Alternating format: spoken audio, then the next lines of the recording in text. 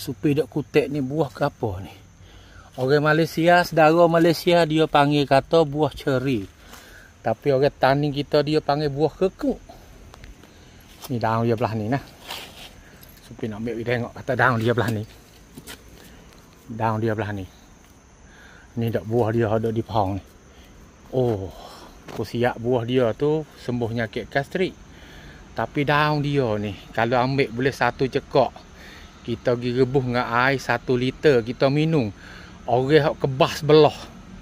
Mati sebelah tubuh dia kebas belah.